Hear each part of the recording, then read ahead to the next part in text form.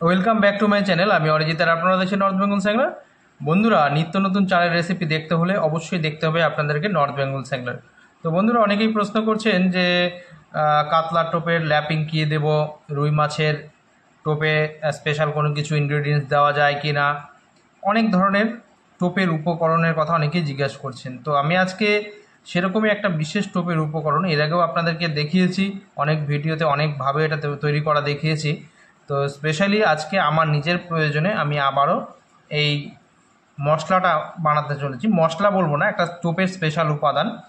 তো এটা কাতলার টোপে আপনারা ল্যাপিং হিসাবে ব্যবহার করতে পারেন, রুই মাছের টোপেও এটা ব্যবহার করতে পারেন, সুজির টোপে এটা মিক্সড করতে পারেন। অলরেডি হয়তো আইডিয়া করতে পেরেছেন যে কি তৈরি করতে চলেছি। এখানে দেখতেই পাচ্ছেন ভাত রয়েছে, ভাত, অর্থাৎ এই ভাত থেকে বন্ধুরা আজকে আমি হাড়িয়া তৈরি করব। হাড়িয়া হচ্ছে রুই কাতলা মাছের টোপের একটা প্রধান উপাদান বলতে পারেন, যখন পিঁপড়ের ডিম থাকে না এই ক্ষেত্রে। আবার কখনো কখনো পুকুরে যে যাচ্ছেন, দেখা যাচ্ছে যে মাছগুলো ভেসে বেড়াচ্ছে, টোপ নিচ্ছে না, মাছ উপরে ভেসে উঠেছে। সেই ক্ষেত্রে আপনারা যদি টোপের মধ্যে হাড়িয়ার টাচ দিতে পারেন সেক্ষেত্রে, অথবা হাড়িয়ার যদি আপনারা চার করতে পারেন, হাড়িয়া কিন্তু মাটির সাথেও মেখে বল করে চার করা যেতে পারে। চার করলে কিন্তু মাছ যদি ভেসে থাকে অবশ্যই হাড়িয়ার চারে এসে বসবে। এটা কিন্তু হাড়িয়ার একটা প্রধান গুণ বন্ধুরা। তো হাড়িয়া রুই মাছকে খুব আকৃষ্ট করে, রুই কাতলা এই ধরনের মাছ, কার্প মাছ বিশেষত, সেটাকে খুব আকৃষ্ট করে। তো আজকে সেই হাড়িয়া প্রস্তুতি আপনাদের সাথে শেয়ার করব। ভিডিওটা স্কিপ না করে দেখবেন। ভালো লাগলে অবশ্যই একটা লাইক, শেয়ার এবং ভিডিওটা শেষে দেখে লাইক দিয়ে একটা হাইপি করে দিবেন, তাতে অনেক সংখ্যক বন্ধুদের কাছে ভিডিওটা পৌঁছাবে এবং তারা অনেকেই আশা করি উপকৃত হবেন। তো যাই হোক, তো আজকে আপনাদেরকে একটু হাড়িয়া প্রস্তুতি দেখাই, প্রণালীটা খুব সংক্ষেপেই দেখাবো। তো এখানে অলরেডি আমি 500 গ্রাম চালের ভাত করে নিয়েছি। ভাতটা কীরকম বন্ধুরা, ভাতটা কিন্তু ঝরঝরে ভাত, এর মধ্যে কোনো মাড় নেই বা ফ্যান নেই, ভাতটা একদম ঝরঝরে। ভাতটা আবার খুব গলেও যায়নি, আবার খুব শক্তও নয়, হাত দিয়ে টিপছে।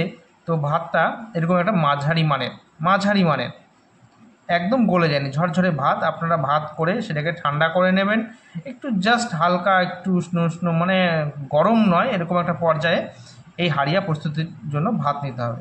তো যাই হোক, 500 গ্রাম চালের জন্য আমি এখানে ভাত নিয়ে নিয়েছি। তো এবার কি করছি সেটা আপনাদের সাথে শেয়ার করব। বন্ধুরা, এটা হচ্ছে বাকরগুলি। বাকরগুলি কি, এটা মূলত আদিবাসীরা তারা মদ তৈরি করে, চালের থেকে যে মদ, সেই মদ তৈরির জন্য প্রথমত তারা হাড়িয়া প্রস্তুত করে। হাড়িয়ার থেকে পরবর্তীতে একটা প্রক্রিয়া রয়েছে, সেখান থেকে মদ তৈরি হয়। এই হাড়িয়া বানাতে গেলে বন্ধুরা সেই আদিবাসীদের তৈরি এই বাকরগুলি কিন্তু প্রয়োজন। এটা আমাদের হাটে আদিবাসীরা রয়েছে, তারা এই বাকরগুলি তৈরি করে নিয়ে আসে এবং বিক্রি করে। তো প্রতি পিস বাকরগুলি 1 টাকা থেকে 2 টাকা এরকম দাম রয়েছে। যাই হোক, আপনাদেরকে কিন্তু এতগুলো বাকরগুলি এখানে ব্যবহার করতে আমি বলছি না।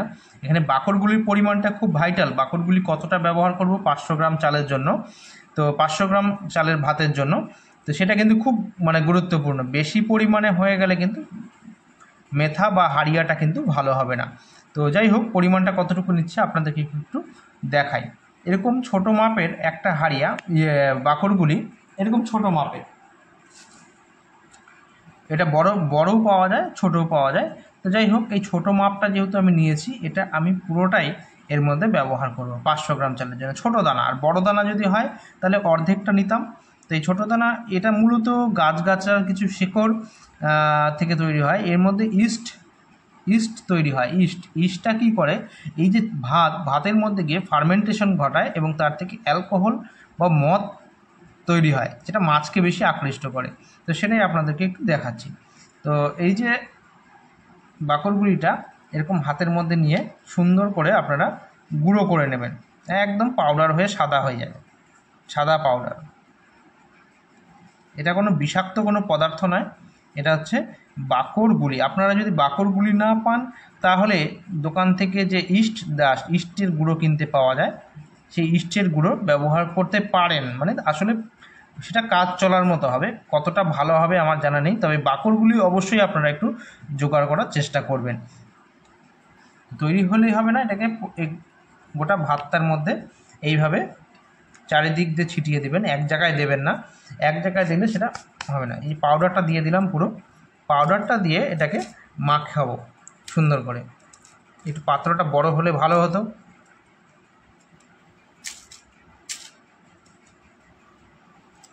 সুন্দর করে এটাকে মাখিয়ে নেবেন। বন্ধুরা এই হাড়িয়া এইভাবে যদি বানান তো খুব সুন্দর একটা হাড়িয়া হবে, এবং হাড়িয়াটা মোটামুটি তৈরি হতে সময় লাগে 2.5 থেকে 3 দিন। গরমকাল এখন 2.5 থেকে 3 দিনের মধ্যে এই হাড়িয়া প্রস্তুত হয়ে যাবে। হাড়িয়াটা কিভাবে তৈরি হচ্ছে দেখুন, কিসের কোন পাত্রে রাখবেন, আপনারা মাটির পাত্রে রাখতে পারলে তো খুব ভালো হয়, এবং তাতে মুখটা আলগা করে ঢাকা দিয়ে রাখবেন, জাস্ট আলগা, যাতে বাতাস মানে একদম ফাঁকাও না থাকে, আলো না পড়ে, জাস্ট হাড়ির মুখে একটা ছোট পাত্র দিয়ে ঢেকে দেবেন। আর আমি তো হাড়ি নেই, হাড়ির বদলে আমি এটা কৌটাতেই বানাই মাছ ধরার জন্য। এই কৌটাতেই আপনারা হাড়িয়া তৈরি করতে পারবেন। এই কৌটার মুখটা একদম টাইট করে দেব না, মুখটা জাস্ট লাগিয়ে রাখবো। 2.5 থেকে 3 দিনে হাড়িয়া প্রস্তুত হয়ে যায়। শীতকালে একটু সময় বেশি লাগে, 4-5 দিন লেগে যায়, গরমকালে সময়টা কম লাগে। তো বন্ধুরা একবার বানিয়ে দেখুন এইভাবে হাড়িয়া, তো খুব ভালো হবে। আর মানে একদম শর্টকাটে অল্প পয়সায় এই হাড়িয়া আপনারা তৈরি করতে পারবেন। চলো।